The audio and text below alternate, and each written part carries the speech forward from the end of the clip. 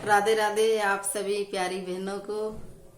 तो मेरी प्यारी बहनों, देखो अभी फूस का महीना चल रहा है और आज मैं आपको फूस रविवार की एक कहानी सुनाती हूँ। इसको अलूणे रविवार भी कहते हैं और माताएं बहनाएं इसका अलूणे रविवार का व्रत करने का नेम भी इस महीने से लेती हैं। कोई से भी रविवार से आप ले सकती हो। इसका उजीमन भी होता है और उजीमन 5 साल इसका व्रत करके फिर उजीमन किया जाता है। कंवारी कन्या करती है तो कंवारी कन्या कोई 5 को जिमाए, उनको दक्षिणा देवें, एक अनाज का भोजन करें और आप अलूणा खाएं। और शादीशुदा स्त्री करती हैं तो वो 5 साल व्रत करके 5 औरतों को जिमाए, उनको दक्षिणा देवें, एक अनाज का भोजन करावें और खुद नमक नहीं लेवें इसमें। और सूरज भगवान की आराधना करें, पूजा करें, कहानी सुने और उस दिन तेल नहीं खाते हैं न लगाते हैं। इस तरीके से आज मैं आपको एक कहानी सुनाती हूँ। तो देखो, एक साहूकार और साहूकारनी। साहूकार सुबह जल्दी बाहर गया हुआ था तो एक किसान खेती में बीज डालने के लिए जा रहा था। साहूकार को मिल गया तो साहूकार को देखकर वो वापस घर को लौट जाता है और कहता है कि आज तो शगुन अच्छा नहीं हुआ। ये कह के वो वापस लौट जाता है। साहूकार किसान की बात सुनकर के नहीं वो उदास हो जाता है। घर आया, आकर के उसके पत्नी ने कहा कि आज क्या बात है, आप तो बहुत उदास दिख रहे हो। तब साहूकार ने किसान वाली सारी बात साहूकारनी को सुना दी। तब साहूकारनी कहने लगी कि आज तो एक चिड़िया आई थी, वो भी कह रही थी कि जिस घर में बच्चे ही नहीं हैं तो दाना कहाँ से मिलेंगे। ये कहकर वो उड़ गई। तब साहूकार तो क्रोध में हो गया और उसी दिन से सूरज भगवान की प्रार्थना आराधना करने लग गया। उसको आराधना करते हुए उसको 12 वर्ष बीत गया। तब राणा जी सूरज भगवान से कहने लगी कि आपका प्रिय भगत आपकी 12 वर्ष से पूजा आराधना कर रहा है, आप उसके आराधना नहीं सुनोगे तो आपकी आराधना कौन करेगा। तब सूरज भगवान उसके ऊपर प्रसन्न हुए और प्रकट होकर उससे कहने लगा कि साहूकार, तेरे नसीब में पुत्र तो संतान तो नहीं है, पर मेरा आशीर्वाद से आपके एक कन्या होगी। वो कन्या हंसेगी तो उसके मुंह से हीरे मोती बिखरेंगे। ये बात कहकर वो अंतर्ध्यान हो जाता है। साहूकार आकर अपनी पत्नी को सारी बात सुनाता है। 9वें महीने उनके कन्या ने जन्म लिया। तब नायन कन्या को नहलाने आती है तो कन्या हंसती है तो उसके मुंह से हीरे मोती बिखरते हैं, मुस्कुराती है तो हीरे मोती बिखरते हैं।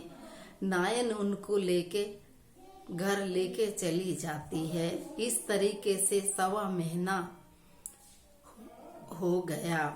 एक दिन साहूकार की पत्नी नायन से बोली कि कन्या 1.25 महीना की होगी है, अब कल से आप मत आना, कन्या को मैं खुद नहला दूंगी।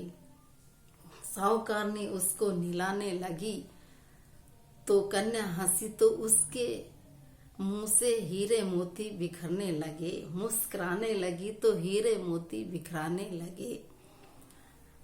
इस तरह तब वो साहूकारनी समझ गई कि नायन के पास तो खूब सारा धन इकट्ठा होगा। इस तरीके से कन्या बड़ी हो गई। तब साहूकार और साहूकारनी कहने लगे कि अपने पास तो खूब सारा धन इकट्ठा हो गया है और कन्या बड़ी हो गई है, क्यों नहीं गरीब घर का लड़का देकर अपन कन्या का विवाह कर देते हैं। उन्होंने गरीब घर का लड़का देखकर किन्हीं कन्या का विवाह कर दिया और घर जवाई रख लिया। तब दिन उगते ही उसकी माँ उसकी बेटी को उठाने जाती है, उसका मुंह देखती है और हीरा मोती समेट के लाती है। तो उसका जमाई कहता है कि सुबह सुबह अपने दोनों को बीच में माँ का क्या काम है। तब उसकी पत्नी कहती है कि मेरी माँ का मेरा मुंह देखने का नेम है। दूसरे दिन उसका जमाई जल्दी उठकर उसका मुंह देखा तो मुंह देखे तो उसके हीरे मोती खूब सारे हो रहे हैं। उसका जमाई समझ गया।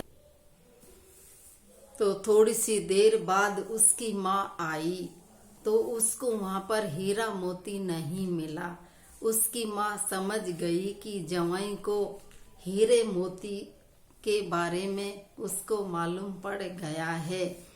उसकी माँ के उसको बहुत इज्जत होने लगा, जलंत होने लगी। उसने अपने जवाई को जान से खत्म करने के लिए एक आदमी को भेजा।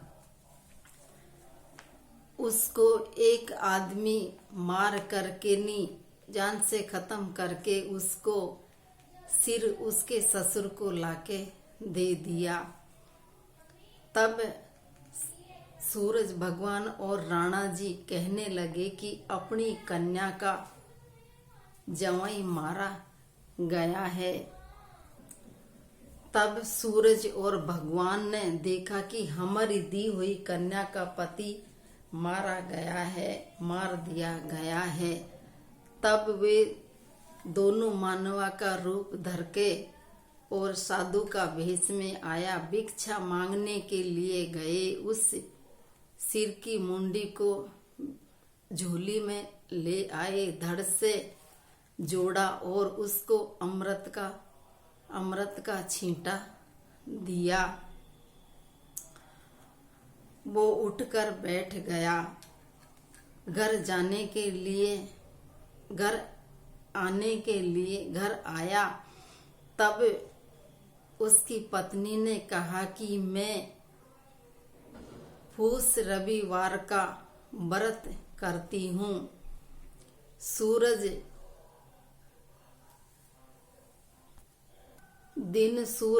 अस्त होने के बाद में मैं खाना नहीं खाती हूँ, फिर भी आप इतनी देर से क्यों आए हो?